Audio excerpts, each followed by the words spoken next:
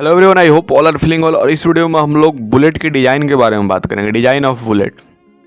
यह आधुनिक कारतूस में निम्नलिखित शामिल है: खुद गोली जो एक प्रोजेक्टाइल का काम करती है, केस जो सभी हिस्सों के साथ बांधता है, प्रणोदक उदाहरण के लिए गन पाउडर या बारूद, रिम लोडिंग के लिए काम की जाने वाला हिस्सा।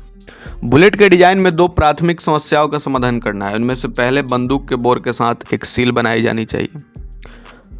अगर उनमें से पहले बंदूक के साथ देखा जाए तो मजबूत सील नहीं बनाई जाती है, बुलेट से निकल जाने के बाद प्रणोदक चार्ज से गैस लीक होती है जो इसी दक्षता को काम कर देगी। बुलेट को राइफलिंग की प्रक्रिया में इस तरह से काम करना चाहिए कि बंदूक के बोर को कोई क्षति ना पहुंचे। गोलियों पर एक ऐसी सतह होनी चाहिए जो बहुत ज़्यादा घर्षण पैदा किए बिना इस सील का निर्माण करें। बुलेट और बोर के बीच इस अंतरक्रिया को आंतरिक पारक्षेपीय कहा जाता है। गोलियों का उत्पाद ऊंचे मानक पर किया जाना चाहिए क्योंकि सतही विरूपता फायरिंग की सटीकता को प्रभावित करती है। बैरल से निकलने के बाद गोली को प्रभावित करने वाली भौतिकी बाहरी प्रक्षेपीय कहलाता है। उड़ान भर रही एक गोली की वायु गतिकीय को प्रभावित करने वाली कारक है। गोली की आकृति और बंदूक की बैरल की राइफलिंग के द्वारा उत्पन्न घूर्णी बल गोली को वायु गतिकीय रूप और गैरोस्पेकिक रूप से स्थिरीकृत करते हैं। गोली या बुलेट में किसी भी प्रकार के असीमित बड़े पैमाने पर रद्द हो जाता है। जब यह स्पिन चिकने बोर की और बंदूक के साथ एक गोलाकार आकृति अनुकूल थी, क्योंकि इस बात से कोई फर्क नहीं पड़ता कि कैसे उन्मुख हो। उसने एक समतल सामने वाले हिस्से को विस्तृत किया। यह अस्थिर गोलियां अनिश्चित रूप से गिर जाती थी या अव्यवस्थित रूप से आगे पीछे लुढ़कने लगती थी और केवल मध्यम सटीकता उपलब्ध कराती थी। हालांकि वायु गति की आकृति में सदियों में बहुत कम परिवर्तन है।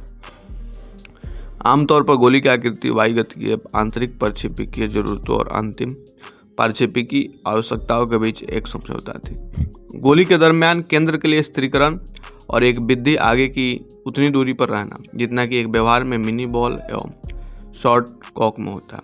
इसने गोली को वायु गति के माध्यम से सामने की ओर उड़ान भरती है।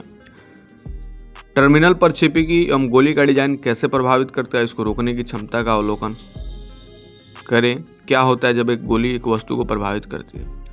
प्रभाव के परिणाम एवं निर्धारण लक्ष्य सामग्री के संगठन एवं घनत्व, आपतन कोण और खुद गोली के वेग और भौतिक गुणों द्वारा होता है। गोली पर आमतौर पर इस प्रकार से डिजाइन किया जाता है कि लक्ष्य को भेद सके, उसे विरूपित कर सके, हमसे तोड़ सके। एक ही दिन की गई सामग्री गोली के लिए टकराने की वेग का प्राथमिक कारक है जो परिणाम का निर्धारण करता है। वास्तव में गोली की कई आकृतियां और कई प्रकार की है। उनकी एक सारणी किसी भी रीलोडिंग मैनुअल में प्राप्त किया जा सकता है।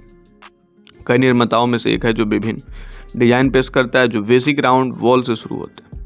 एक मोल्ड्स के साथ कोई अपने गोले बारूद को रिलोड करने के लिए गोलियों को घर पर भी बना सकता है, जहां स्थानीय कानून इस बात की अनुमति देता है।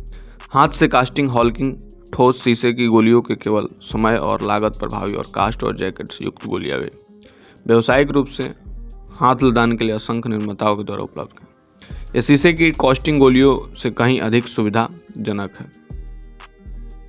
तो ये थी डिजाइन ऑफ बुलेट्स। आपको कैसे लगे कमेंट करके बताएंगे।